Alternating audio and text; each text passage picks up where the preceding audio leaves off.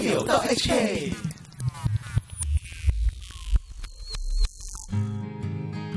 Exploring gay life and lives through the pens of writers. Reading Gay By Nigel Collett and reporter A. Henry. Welcome to gayradio.hk, and I am reporter A. Henry. And I'm Nigel Collett. Good evening. Yeah, good evening. And today we are very happy to have a very special guest. So let me introduce a bit before we actually introduce the guest to speak to you. Talking about our gay history in Hong Kong, one of the most important incidents must be about the mysterious death of Inspector McLaren. Let me elaborate a bit. In January 15 of 1980, a young yet 29-year-old Scottish police inspector, John McLaren, who was under investigation for gross indecency, found death by arresting officers with 5 shots in his chest, and police call it suicide. And then open verdict has been called and finally led to the decriminalization of homosexuality in 1991. This is also a part in the book Talk to Hong Kong, written by a renowned radio host, Aileen Bridgewater, who hosts the longest radio talk show for 14 years on the English channel of the commercial radio from 1960 to the late 80s. Hello, Aileen. Hi, Henry. Yeah, Aileen, I know you had been nearly involved in the aftermath of the case. Could you tell us more about that? Well, just to paint the picture, Henry, and Nigel, hi. Hello to you too. When I first came to Hong Kong, it was the early 70s, and it was illegal for 2 consenting adults in the privacy of their own home to be together.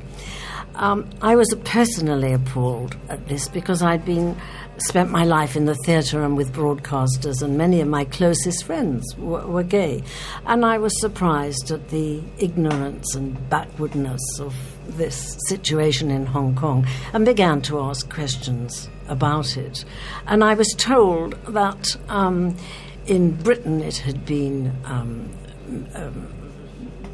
legalized many years before, but in Hong Kong it couldn't be because there was no such thing as a Chinese homosexual. It was against their culture, which I thought was a little strange. Yeah, a little bit ridiculous. Began to do what I could on the talk show. And someone rang me up one day and said that he would like to be interviewed. He was gay and he was Chinese, which was wonderful.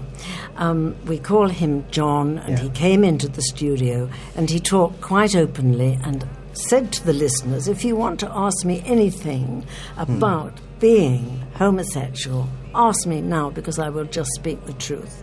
And he got a lot of really interested calls. Some were very warm, a lot were very curious. 1 or 2 were abusive to him and to me, and some didn't want to even speak to him but were curious and asked me to ask him questions. That's strange. But it was, in a way, it was a great step forward, and I think it was because of this that a legislative councillor called Elsie rang up one day and she said, had I seen a small piece in the newspaper where a policeman had shot himself and they were saying that it was suicide. And I had seen the piece and I said yes. And she said, I don't believe it. I knew him well. He never would have done that. His name was John McLennan. Yeah. And I think that was the beginning of my involvement in the case. Yeah, I know from the book, in one day in the middle of your show, someone had called, right? Sam? Yeah, Sam. Yes, that was the day that Elsie Chu rang up. I rang the Police Public Relations Bureau, with whom I had a very good relationship, and asked them about this so-called suicide. And the Police Public Relations Bureau said, well, it was a clear case of suicide. The policeman shot himself. He was about to be arrested on 8 charges of homosexual behavior, and he left a suicide note. That seemed to be the whole thing. It wasn't until later at the inquest, which the public insisted that we had an inquest, because there wasn't going to be one, that we discovered that he had, in fact, shot himself not once but 5 times. The flat had been locked. There was black paper all over the windows. He had left a suicide note, but no pen in the flat had written that note. It was written on an envelope, and no other envelope was in the flat. Not in the wastepaper basket. There was no elastic band, as if that was the last envelope. It wasn't written on any surface that we could find in the flat. Having shot himself 5 times in the chest, he'd wiped the gun clean and thrown it a few feet away from him. And shall I go on? So when this came out at the inquest, they brought back an open verdict, not surprisingly, and then the public and the media began to press for an inquiry. And at that point, Sam rang you, I think, and asked to talk to you. Yes, I was getting a lot of calls from a lot of police, actually, who wanted to give information. A few gay police, but some that weren't, that were heterosexual but felt strongly about what was happening.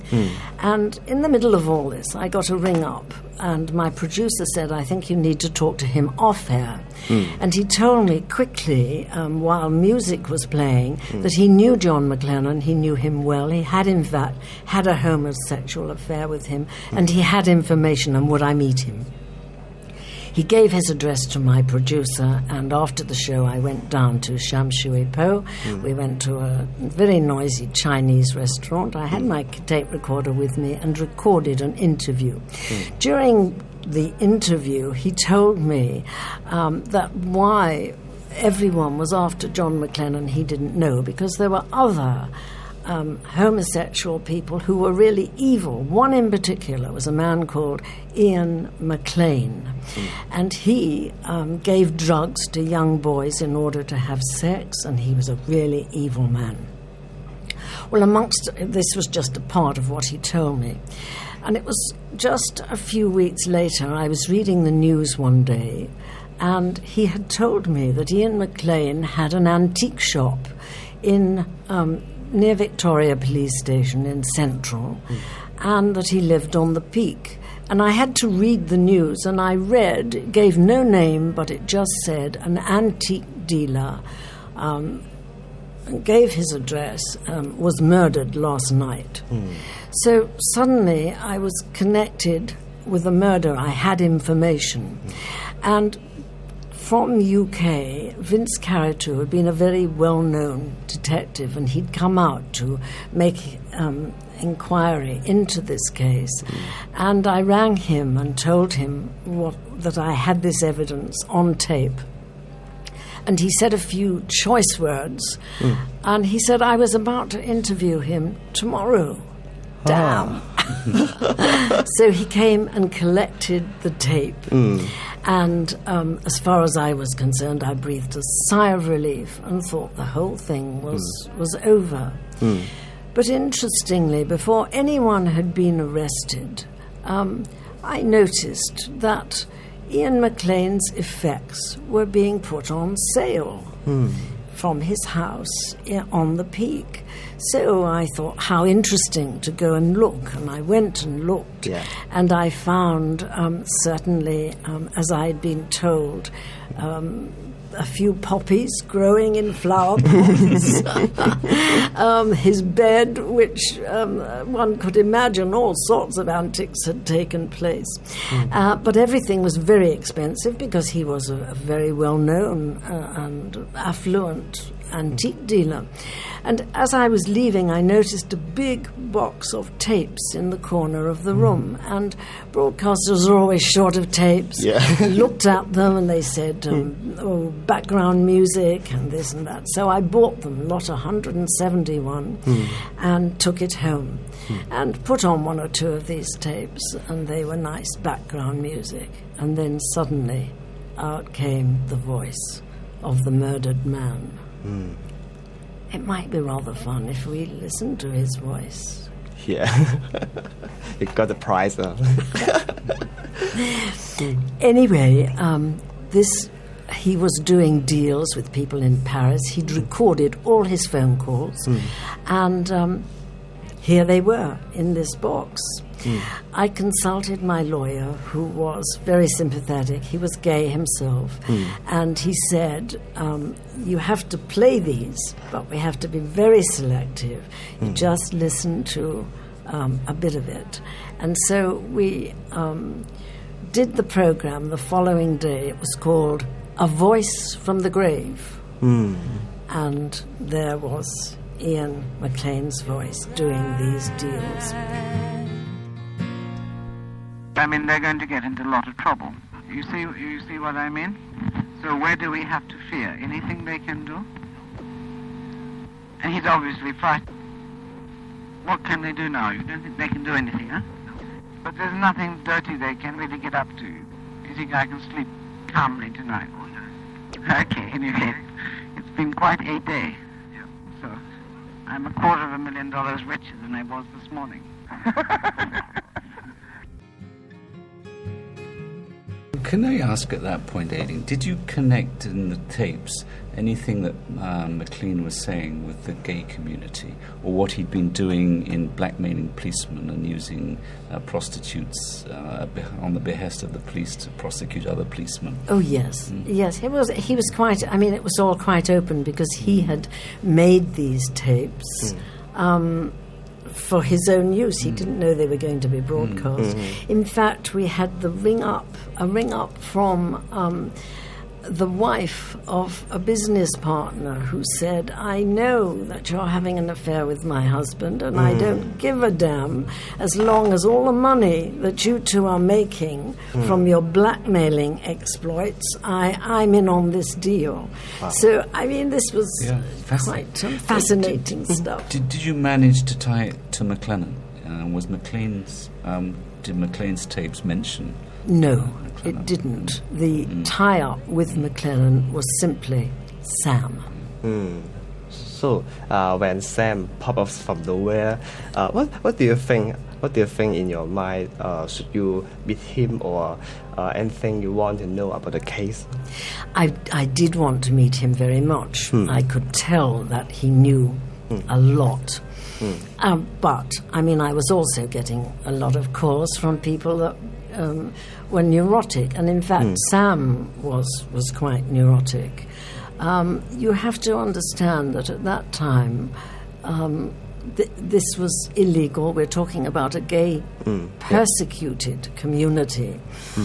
People were afraid of their jobs, their reputations. Everything was at stake. And nobody could talk openly as they can today about being gay and be accepted.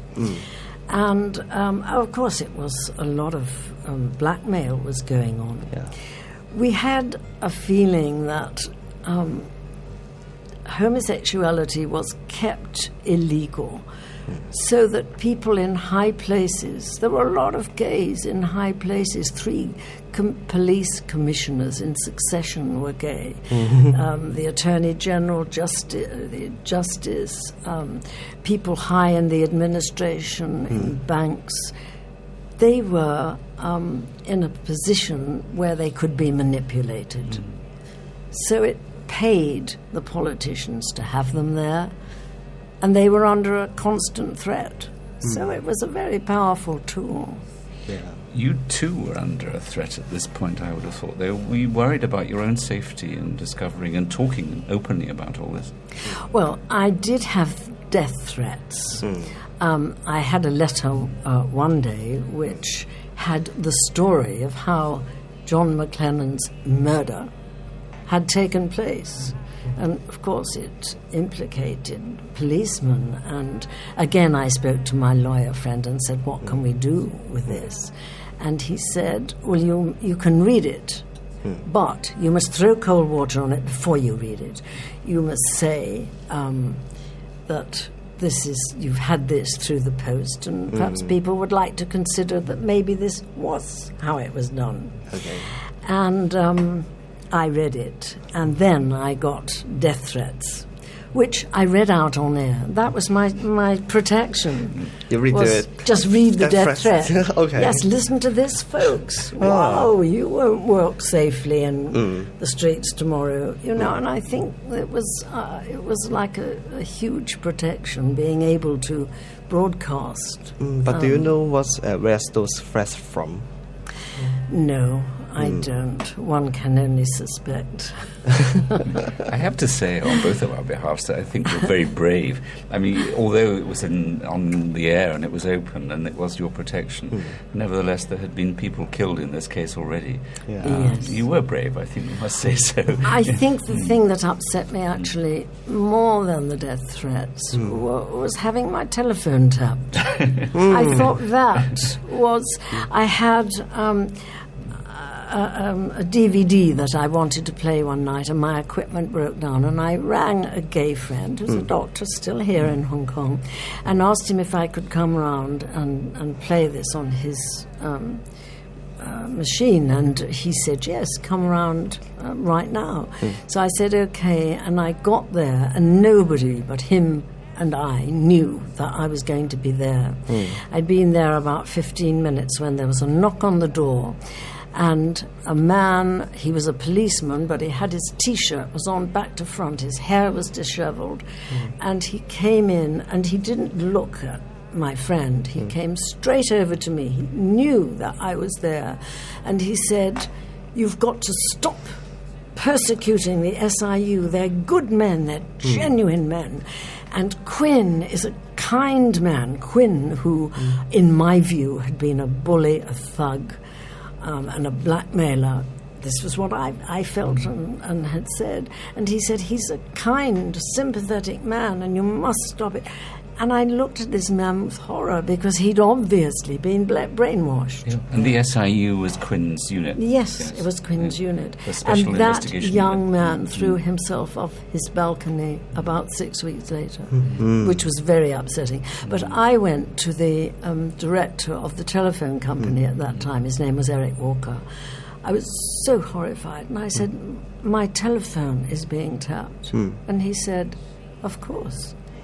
You're a public figure, and you are involved in the McLennan affair.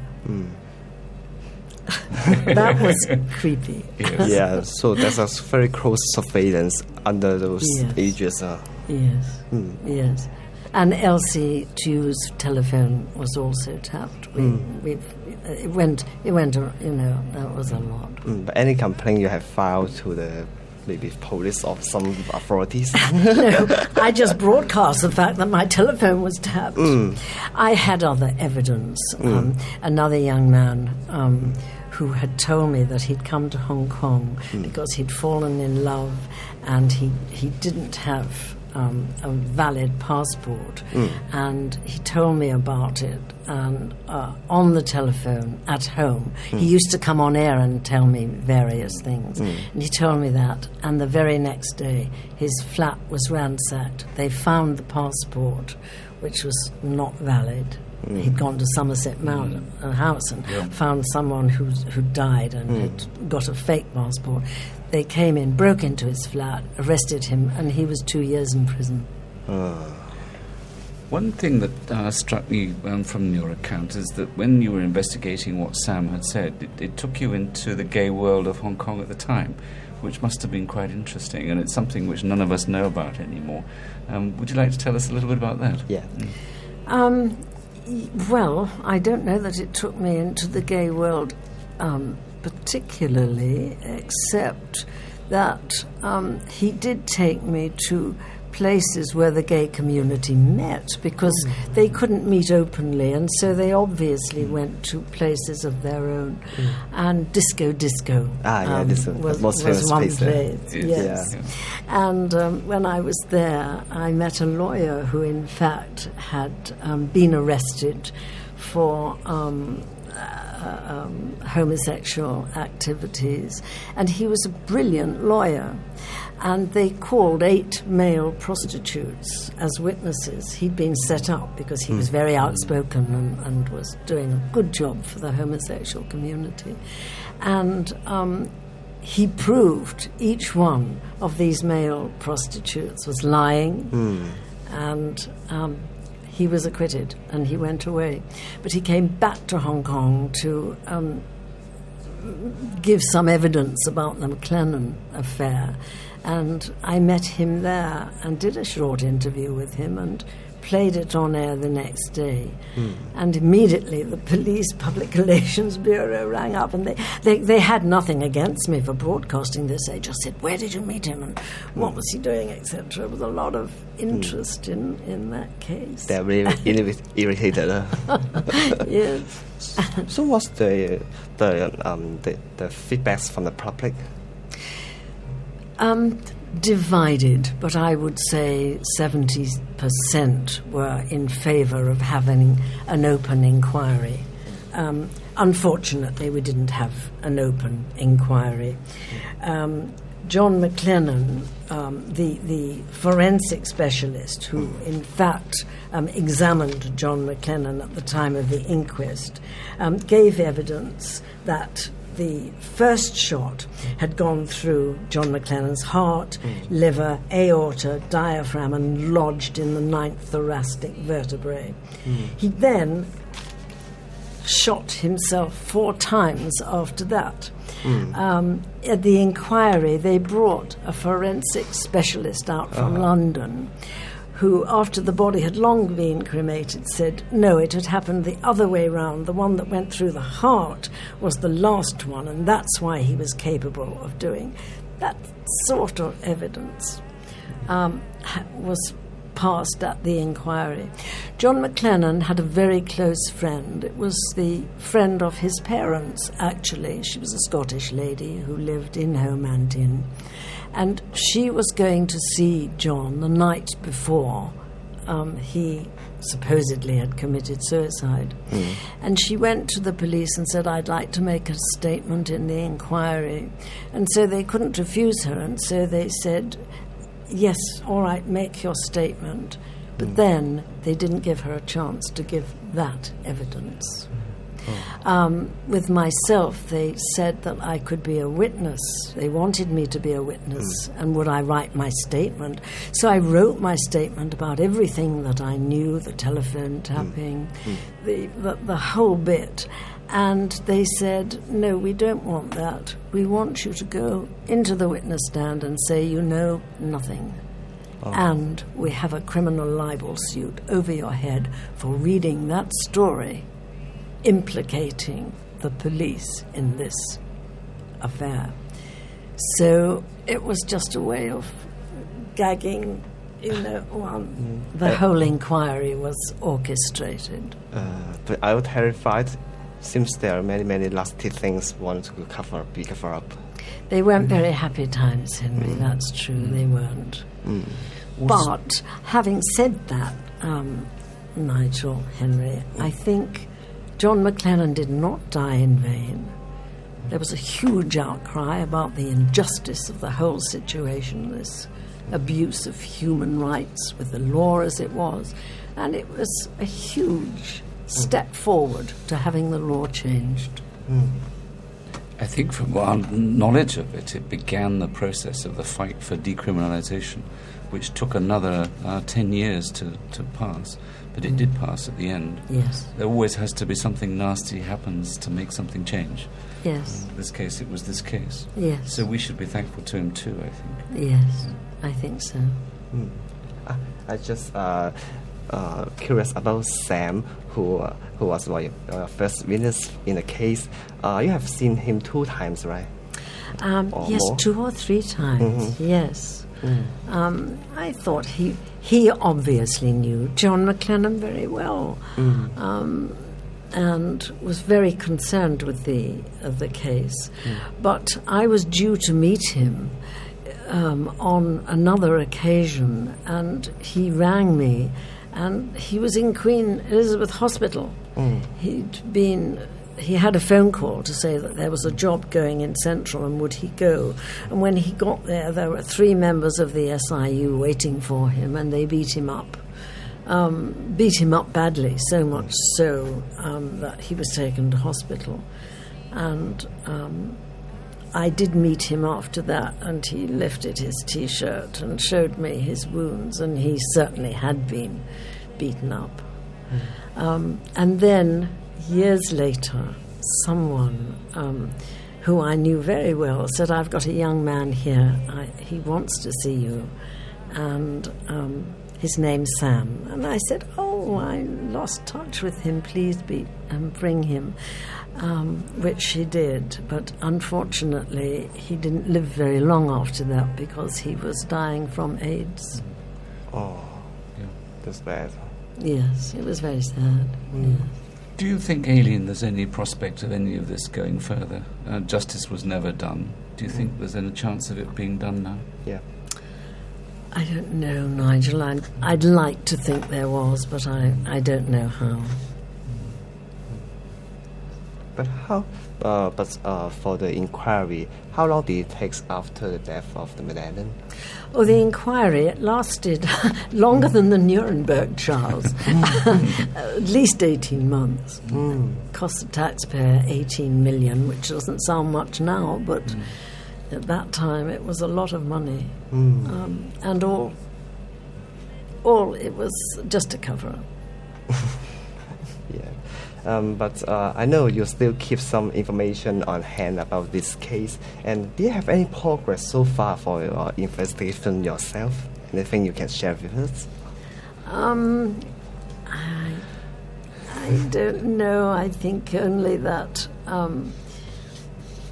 after the police gave us the effects of John McLennan and we went to his home and we discovered that he was, in fact, I would say, bisexual, as opposed to totally homosexual, because we met a girlfriend who'd been very close with him, and she said, no, they'd had an affair, and I think they were out to get John for their own reasons. As in fact, of course, they were for political reasons. Yes. The whole case fitted in that time into a very controversial area, and most people in Hong Kong never talked about this kind of thing, wouldn't want to. But do you think this was the most controversial kind of subject that you dealt with while you were on the air? Yes, I think it was. I mean, one obviously got into, all subjects. I mean, really nothing was taboo. It was a wonderful time because one got plugged into the grassroots people of Hong Kong. And at that time, I mean, it was shortly after the Cultural Revolution, and 100,000 people were climbing 30-foot barbed wire fences to get into Hong Kong. They were tramping for weeks over the mountains to arrive exhausted at the border and come in. And they came in, they had been sold their route into Hong Kong and were given property, which was a little cardboard box on the hillside very often. It was not a good time. There were a lot of blackmail and triads. The activity of triads was very rife at that time, and with so many triads who'd infiltrated the police, and the police, as we know, was very corrupt. And then we got our ICAC, and we have the police force, which we have today, thank goodness. Yeah. Looking back over the whole thing, Aileen, what's your feeling of the importance of it now? I think it was terribly important because it was the reason, one of the strong reasons, I think, that the law was changed. I think it disclosed some of the injustices that were going on in Hong Kong at the time. Yeah. Very important part of Hong Kong's history, especially for the gay community. Yes. Yeah. As will this interview be, I think, in future because this won't go from the record now as long as the net exists. So it will be there for people to actually... This is the wonderful thing about the net. It occurred to me today where we saw that the capital city of the largest democracy in the world, New Delhi, had just decriminalized consensual sexual acts between gays, and I think that is just wonderful. And it's so great because we just have to press a little knob and say what we think about that, and we should all do that. Yeah. We should pressurize when something good like this happens. Capitalize on it, congratulate the people that are there fighting for it in New Delhi, don't you think? Hear, hear, absolutely. Yeah. And films like Milk come out, and you can only just applaud them that today the situation is changing so rapidly, and thank God for that.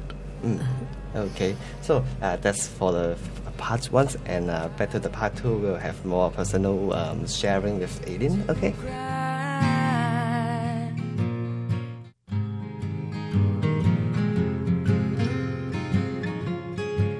In part two, we're going to talk to Aileen about herself a bit more. Having heard the very historic account of what happened in her involvement in the McLennan case, our listeners, I apologise, our listeners would appreciate very much, I think, Aileen, hearing about your career and yourself and what you've done in Hong Kong, because you've been here for a good number of years. Tell us a bit about yourself and how you started working radio. Yeah. Well, I started in London. I was a spit and a cough in the drama department of the BBC. And then I went to live in Singapore. And my first love actually was the live theatre. I was trained as an actress. And there was no live theatre in Singapore, so I got a job on Radio Singapore, reading and writing my own short stories and doing a programme and interviews and that sort of thing. Lived there for 3 years and then came to Hong Kong with my husband and worked first of all with RTHK for 3 years, and then Commercial Radio asked me to go in and do a serious music programme because Tom Lee Piano Company were sponsoring, and I did that. And at the end of 3 months they said, "We want you to do a talk show." And I said, "Oh, never. I've only been here 3 years. I don't know anything about Hong Kong." And they said, "All right, we'll give you a month on full pay to find out about Hong Kong." And I thought this was wonderful until I discovered that in GIS alone it was more complicated than I thought the whole of Hong Kong was.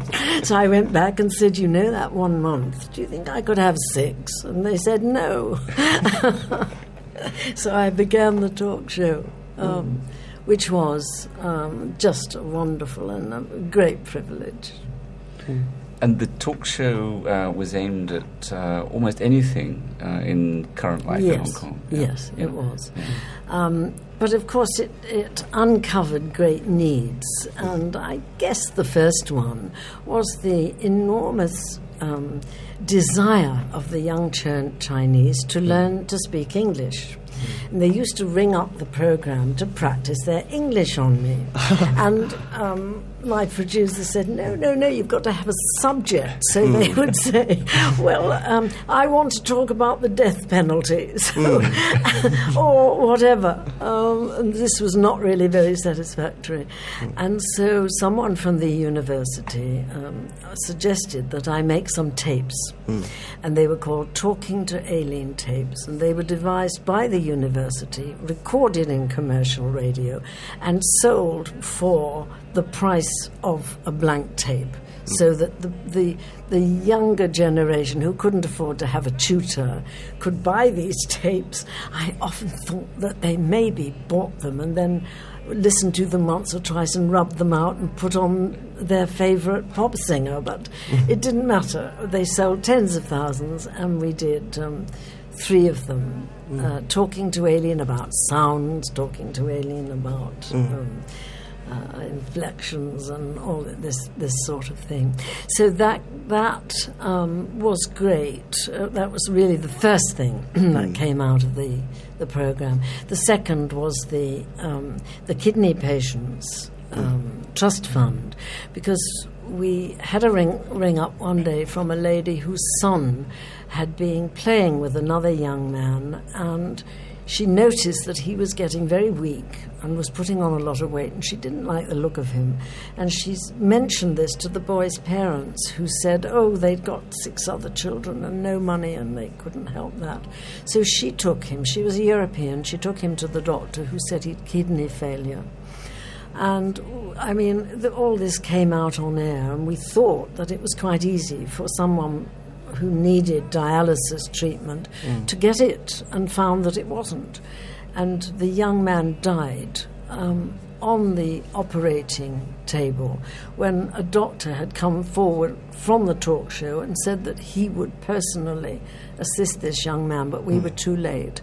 And the lady who'd brought the case to our notice, and so many of the listeners said, we've got to form a committee, and so the Kidney Patients Trust Fund was formed at that time, and it gave ambulatory dialysis so that people could continue working, and that was something very rewarding, you know, that marvelous. Came out of the programme. Yes. And you've been involved in that ever since? Yes, yes.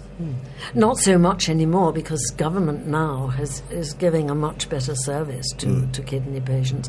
But at that time, for a young man of 20 to die simply because he hadn't the money to pay for dialysis or whatever he needed was very distressing. So the program actually helps many people during your show, right? Yes. Some of it was very touching. Some of it was exciting, like the McLennan affair. And some of it was rather amusing. We had the Green Berets were here at the time, the army contingent, of course. We had a ring up one day from a young corporal who said to me, what's happening to the children who live in orphanages over Christmas? And I gave an answer from the bottom of my stockpile, which is, I don't know. And he said, well, I can tell you, because I was an orphan, so was my wife, and at Christmas, children in orphanages, in institutions, get other people's cast-off toys. And I think it would be really nice if we got an organisation going where we gave new toys to children. And I said, that's a wonderful idea, George. We'll go ahead and do that. And found myself on a committee to do that. And within 2 or 3 days, when I went into work, my boss was absolutely furious because there were roller skates and teddy bears and jigsaws all over every office you could see. And the Hong Kong public had loved this idea and was so wonderful about it. So we did that for many years, and we had to do it in a splendid way. We used to have Father Christmas come into Hong Kong in some way or other. We were trying to think of how to do it. How to bring him in on this particular year. And Nigel, you're not going to believe this, but we had a ring up from a Captain Dick Turpin, and that was his real name. I speak the truth. Okay. Dick Turpin being a very famous highwayman in England, a robber in the 18th century. Anyway, his name was Captain Dick Turpin, and he rang and he said, I know you're looking for some means to bring Father Christmas in, and you brought him in on a helicopter and you brought him in on water skis. What about bringing him in on a camel and letting the camel walk down Nathan Road?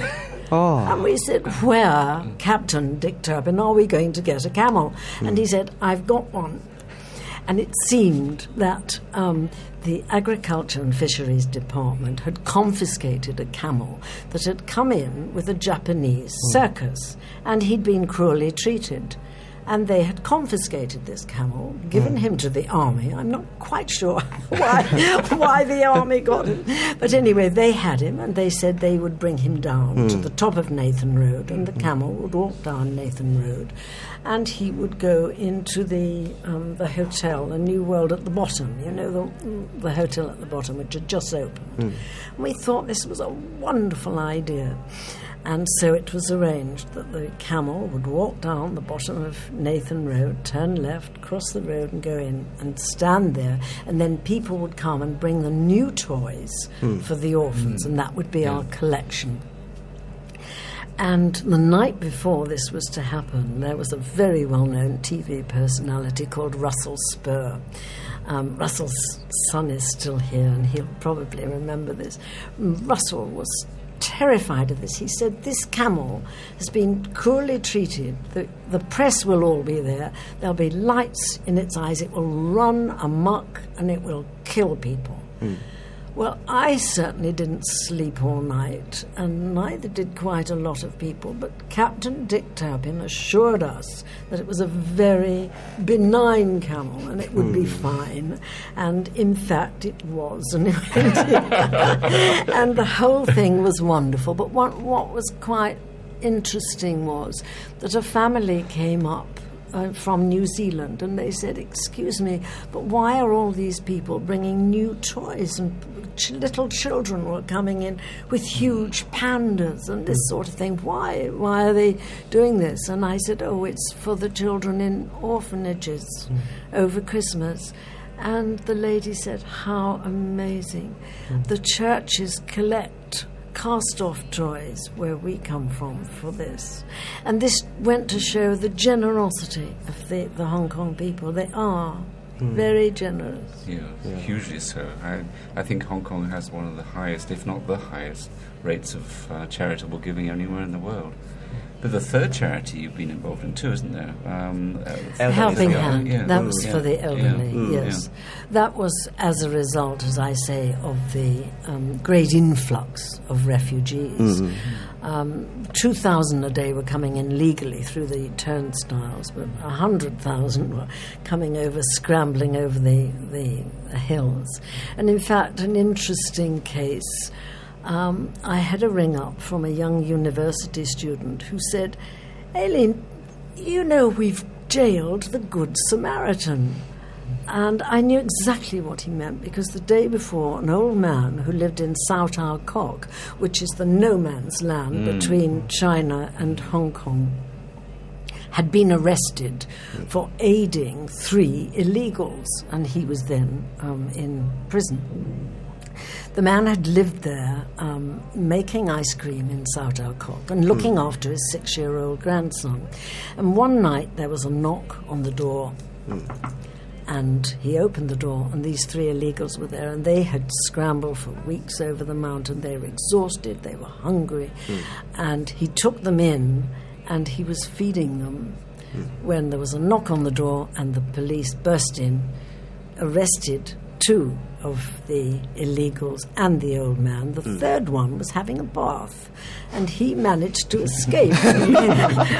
We had great interest in wondering whether he was still running around the new territory stark naked after that. But anyway, the man was arrested, and the young university student who brought it to our attention asked if we could do anything about it. So I rang the police inspector in charge of Sao Tao Kok. His name was Steve Corrick, and he said, I can't talk about this case on the telephone, but if you come and see me, I'll tell you about it. So I did go to visit him, and he told me that, of course, it was a tip-off, because this was big business with the triads, to bring the illegals in, take money from them.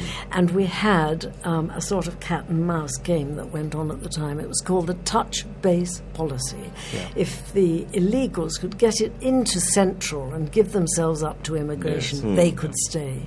And this was, anyway, the old man got out and went back to making ice cream with the grandsons. And after that, Helping Hands began. And of course it's still going on very strongly today. So really very kind-hearted person to start all those charities. Very privileged person to be in the right place at the right time. And I know the program has a lot of the taboos or some hot topics, which among all those of them, any special topics you still in your mind you can share with us? I think most of them came out during those days.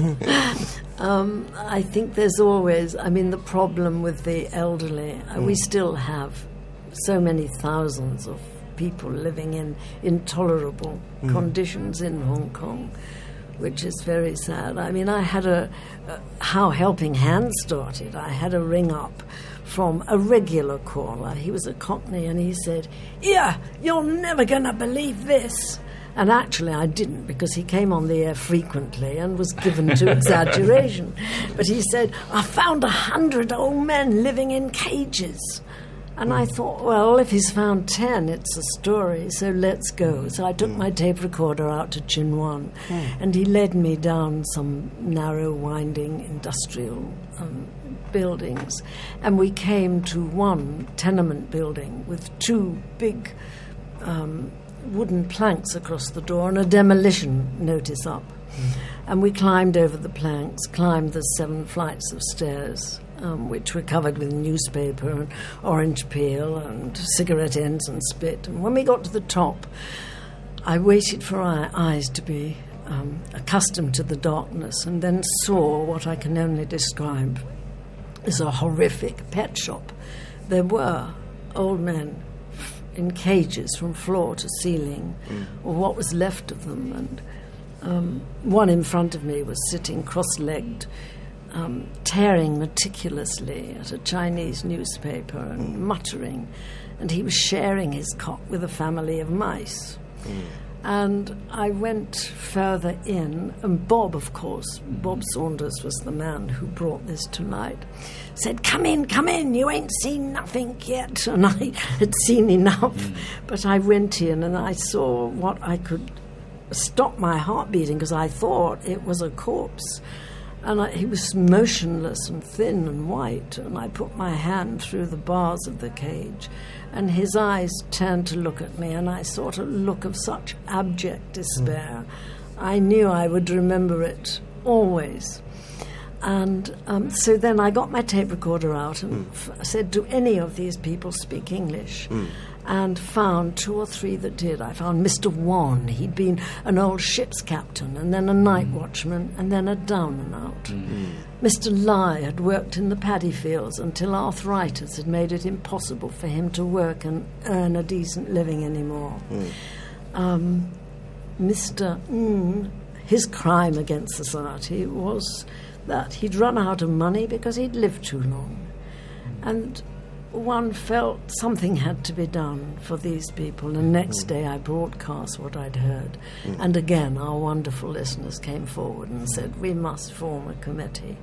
And Helping Hand came out of that. And we now have 7 homes in Hong Kong, 1 in China, and a beautiful holiday centre for the old people who can't get in an aeroplane and fly off to Hawaii. They can go to the Ma On San Holiday Centre and have a stay there. You can accommodate 200.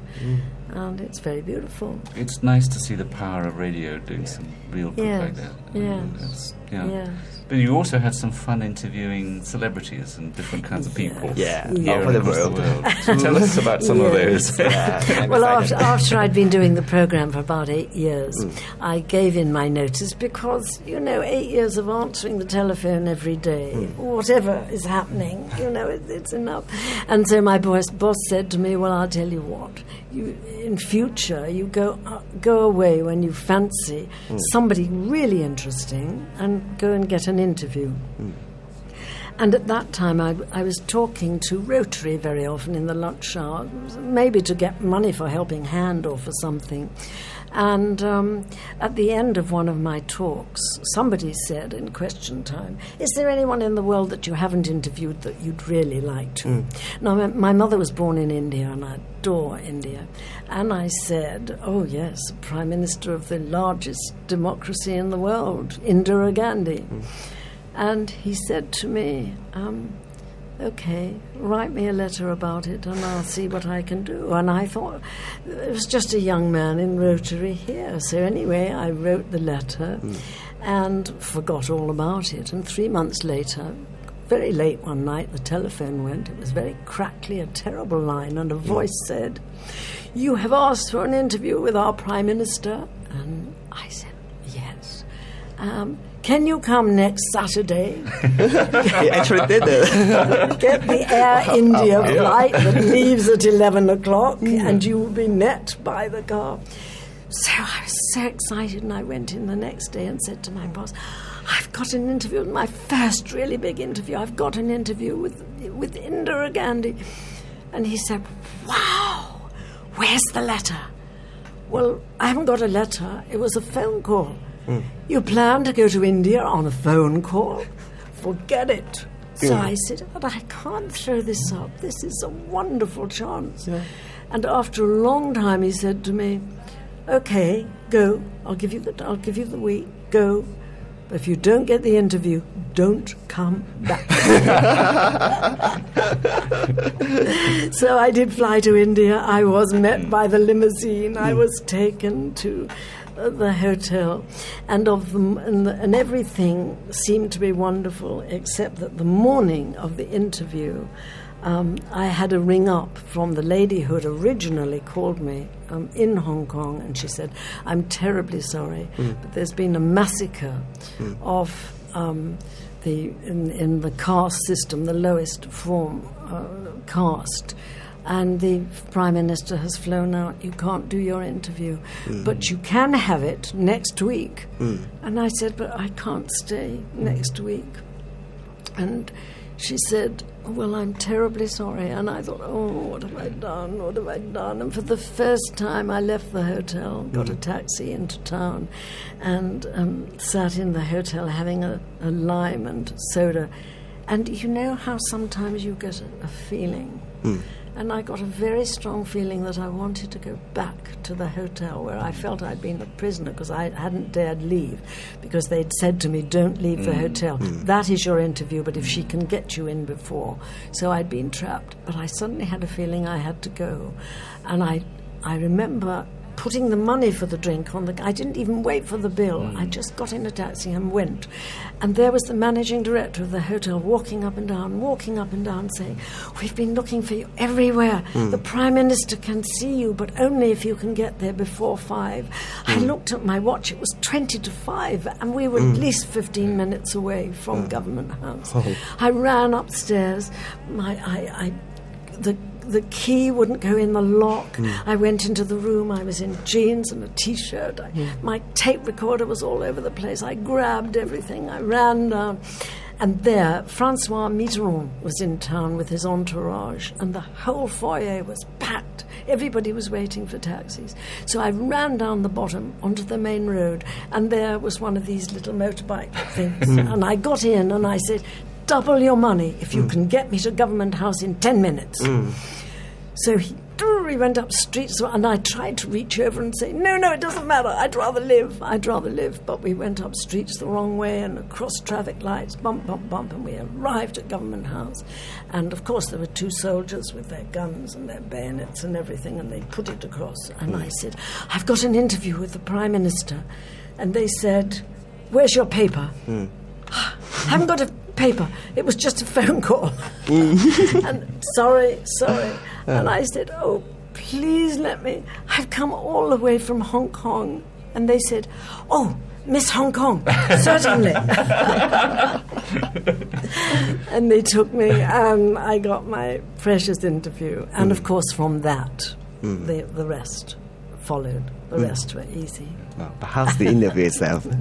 Very good. She spoke to me for over an hour, an exclusive interview, and it was just precious. Unfortunately, 6 months after that, she was assassinated. Yes. Yeah. But looking back over your years in radio, what strikes you most about it? What's the thing that you got out of all those years that has rested with you? I think the magic of it. I mean, people fall into 2 categories. Some have to have everything organized. They know which aeroplane they'll go on, which limousine or bus they'll get at the other end, which hotel they'll go in. If I had done that, I would have missed the most important interviews of my life. Because it was by doing something that I kind of got a message about, whether it was booked, planned, scheduled, or not. Well, I'll give you an example. Coming down once in Fiji, I was on my way to interview the King of Tonga because they'd had a terrible hurricane and they wanted money. They wanted to, to make an appeal. And I was offered the chance to go, and of course I did. But we came down in Fiji before we went on to Tonga. And coming down in the aeroplane magazine, there was a gorgeous painting, rather childlike, but beautiful, a little garish, something magic about it. And the next day, in the hotel, I was waiting for 24 hours to go on to Tonga. I asked for some stamps to send some home, and there was the same artist again. And I said, what painting is this? And they said, it's our favourite painter. His name is Samisi. I said, can you tell me where he is? Because I'm a broadcaster, I'd love to do an interview with him. And they said, Mr. Samisi never gives interviews. And I said, I've come from Hong Kong and I've never come back. Could you not tell me? And they said, we really don't know. He doesn't give interviews. Well, that was like rag to a bull. So I started then asking and pestering and worrying people, and finally got an address, hired a car, and drove 20 miles outside Suva, and came to a big white house. And there, walking across the path, was a lady dressed in white. And I said, excuse me, my name's Aileen Bridgewater, and I would like to see Mr. Samisi. And she looked absolutely shocked and said, you haven't got an appointment, have you? And I said, no, I'm afraid I haven't, but I've come from Hong Kong. And she said, well, I'll ask him, but I can assure you the answer will be no. So she disappeared, and she came back, and she said, you wanted to do an interview on your recorder with him, and no way will he do that, but he will see you for a moment or two. So I was thrilled. So she took me into the big white building and to the end of the corridor, and at the end I could see these paintings that I'd loved so much on the floor, and the back of a man and the easel in front. And I went and, Mr. Samisi, and he turned round, and imagine my surprise when I found that he had no hands, no feet, and his face had been eaten away with leprosy. And I asked him, I thanked him for seeing me and said, could you tell me your story? Because your paintings are wonderful. The paintbrush tied to his wrist, and I admire you so much. And so he started to tell me his story, which was so inspiring. And I knew in Hong Kong, people used to call me up, and they were 16 floors up in one of our high-rise buildings. They hadn't been out for years because they'd have to go in a wheelchair and they were too proud, or this or that. And I thought, what an inspiration this man will be. And he told me how when he was 18, he got leprosy, and he was sent away to an island, but it got cured. And he said, I then went home to my own island, and I took part in the family business, which was fishing, and I felt that it was all over and it hadn't scarred me too much. And then when I was 21, I got it again, and I had to go back. And halfway through the story, I knew I had to get his voice. And I said, Mr. Samisi, I know you didn't want to put this on tape, but it would be such an inspiration. Would you do it? And he began to shake his head, and I went over and touched his arm. And I don't think anyone had touched him in that way, affectionately. And he said rather gruffly, I don't know. And I said, if you do it, I promise you, at the end of it, I will give you the tape if you don't want me to take it. And he said, all right then. And so I got this wonderful interview on tape from this man. And at the end of it, I snapped my tape recorder shut and said, I promised to give you the tape, and here it is, but I would love to have it and to be such an inspiration to people. And he said, oh, all right then, take it. It's very lucky and valuable. Yes, so unexpected. Yeah, just like a collection of stories from different people in the world. Yes. Yeah. And let's talk back in Hong Kong. And so, how long have you been living in Hong Kong? 43 years. 43 years. Yes. Yeah, for a long time you live in Hong Kong and doing this show, talking about Hong Kong. What are your impressions so far about Hong Kong, this country, the city? I think it is unreservedly the most wonderful city in the world. Basically, of course, it's the people. It's the people that make the city. There's such a pulsating vitality about Hong Kong, and the generosity and the hard work of the people. They don't look at a house of a multimillionaire and throw a brick through the window and say, why should he have that? They say, if I get up in the morning and I do the Dai Bai Dong, and then I do my job in the afternoon, and then I go back in the evening and I work hard and I save my money, I can have a house like that. And they do. Yeah, you never get bored in Hong Kong, right? And you haven't got bored since you left the chat show, I think, have you? Tell us what you're doing now. No. Yeah. Well, I ran seminars, presentation skills, communication skills, and then I work with Holland America or Cunard and do lectures on cruise ships.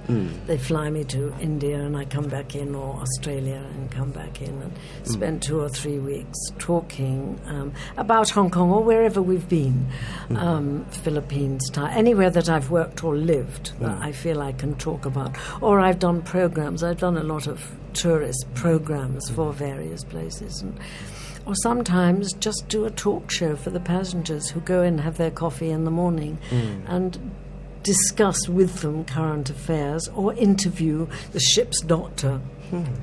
Say to the ship's doctor, what are some of the amusing things that have happened? What's stress for you? And what do you think of Philippine faith healers? And he'll say a lot of rubbish. And somebody in the audience will say, I wouldn't be here today if it wasn't good.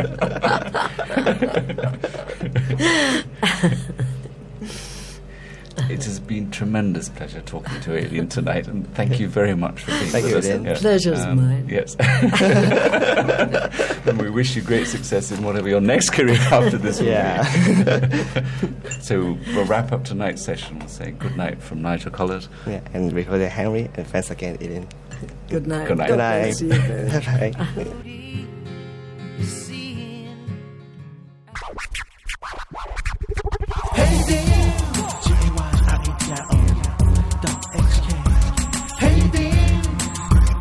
同聲同氣，同聲同氣，同聲同氣，堅 radio.hk